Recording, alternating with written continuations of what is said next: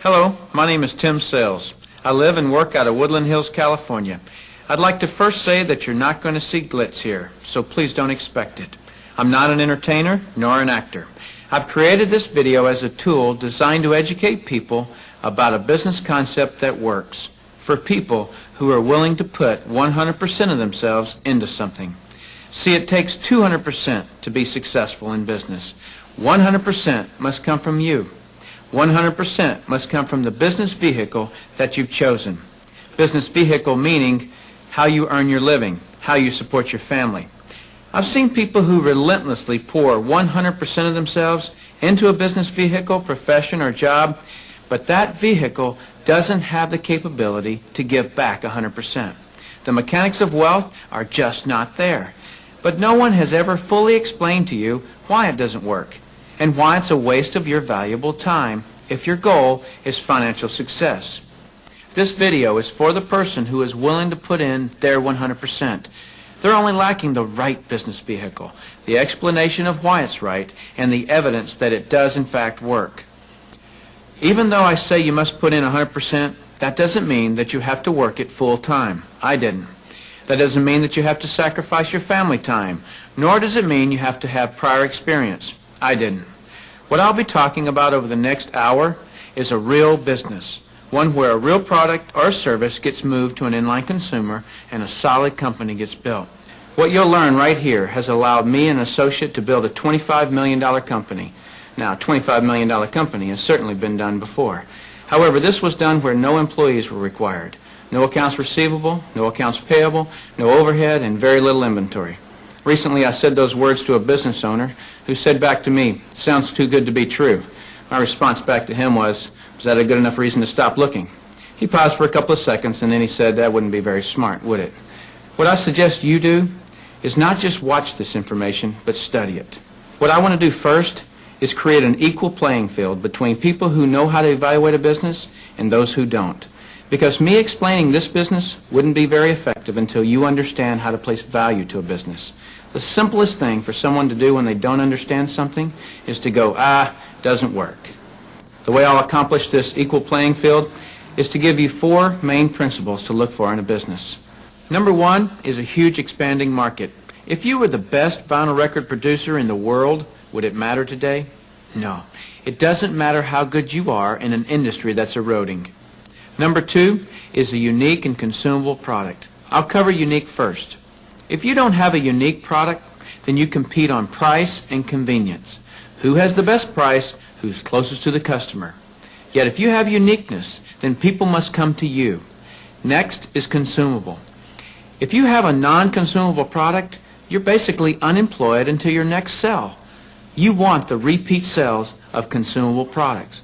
Whether it's every time someone picks up the telephone, connects to the internet, renews a membership, turns on electricity, or gets to the bottom of a box or a bottle, you want those repeating commissions because it can pay you again and again.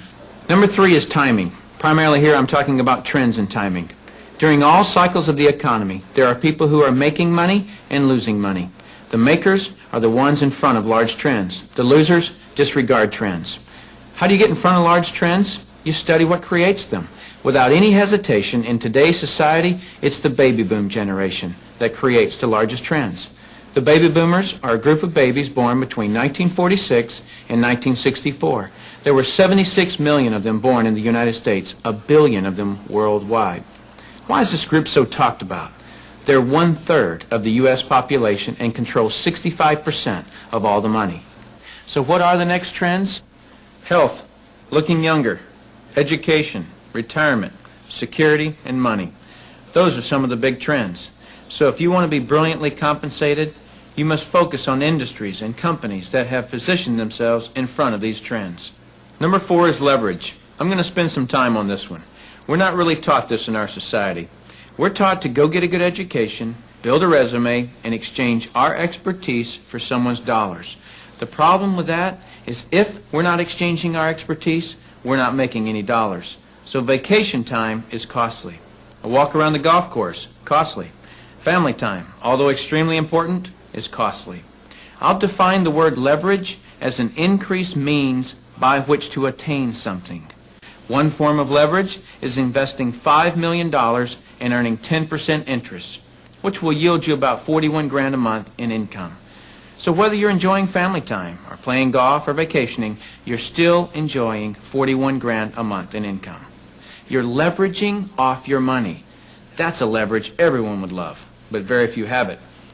Let me explain another kind of leverage that's available to everyone, including yourself. Incidentally, if you get nothing out of this videotape than a better understanding of this little simple concept I'm going to explain, you'll have gained something very valuable for viewing it. Imagine, if you will, that you own a company. You employ just one person, me. I work for 8 hours on Monday. You work for the same 8 hours on Monday that I do. Now listen closely. You get paid on 16 hours worth of work because you take a portion of my productivity as income back to yourself. You're leveraging off my efforts because I'm your employee. So theoretically, the more employees you have working for you, the more leverage you have. However, have you ever had employees? If you have, you know that in theory, hiring employees sounds great, but it's very difficult to reach leverage through employees. I've heard it said that if you have one employee, you have one headache. If you have 100 employees, you run an adult daycare center. And the reason being is this: no employee will ever work as hard for your company as you will, because they don't own it. As soon as the boss walks out of the office, it's throw the feet up on the countertop, make long-distance phone calls. When the employee goes to the supply cabinet, they don't grab just one pen. They grab a handful of pens and Post-it notes and paper clips and rubber bands, right? I'm sure you've never done anything like this, but many people do. Here's my rule of thumb for reaching true leverage. If there's one sentence that epitomizes the entire video, it would be this: to have true leverage, you must create a situation where everyone has the same amount to gain. Only then do you have true leverage. Let me give you an example of this type of leverage. Let's say that I'm a real estate broker, and I hire an agent named Robert. Robert goes out and sells a building. Robert earns a percentage of the selling price of the building, and so do I, the broker. Why do I, the broker, earn a percentage when it was Robert who sold the building? Well, I did some of the advertising. I trained Robert. I had the initiative to go get my broker's license in the first place. I put up the risk. I did a lot of things. And so it's valid that I, as the broker, earn my money. But Robert doesn't work for me as an employee. He's an independent contractor. He just hangs his real estate license on my wall. My point here is the broker and the agents have the same amount to gain from the sale of the home. It's totally in the agent's interest to earn more money, which is a form of leverage for the broker. Now I'm going to continue with this broker-agent discussion because I'm not quite done. But I just wanted to stop for a second and let you know that that completes my 4 principles of evaluating a business. Let me recap them. Number 1 is a huge expanding market. Number 2 is a unique consumable product. Number 3 is timing. And number 4 is leverage. If you understood those 4 items, not only do you now know how to place value to a business, but you also have a better conceptual understanding of business than most people do. Let's continue this discussion concerning leverage because it's an extremely important one, as you'll see. There is a flaw in this leverage situation that I've shown you, and it's this. The broker can have multiple agents, but the agents cannot. The broker has leverage. The agents don't. Until the agents do what most brokers dread. What happens when I, the broker, have been real effective at teaching Robert to be a good agent? What's Robert going to want to do in a couple of years? Be his own broker, right? Is this good for me, the broker? No, because as soon as he becomes a broker, 2 bad things happen to me. Number 1, he breaks away from me and I lose him as an income source. And 2, worse than that, he's now my competitor that I trained. He knows all my good stuff. By the way, this doesn't just happen in the real estate industry. It happens in practically every industry. Have you ever heard the expression, I'm just going to work there for experience? What does that mean? It means I'm going to strip them of their knowledge and then go do it myself. If you're a business owner, how many people have you trained who are no longer working for you? How many people have you trained to be your competitors? Well, this gets worse. Let's say that Robert is now a broker right down the street. What will he do now that he's a broker? He'll go out and hire his own agents. And let's say one of those agents is Linda. Linda also eventually wants to be a broker.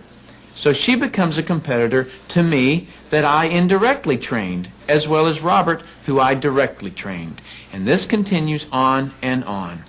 I actually created a chain of competitors that I trained. What if we did a whole paradigm shift? Here's where this becomes brilliant.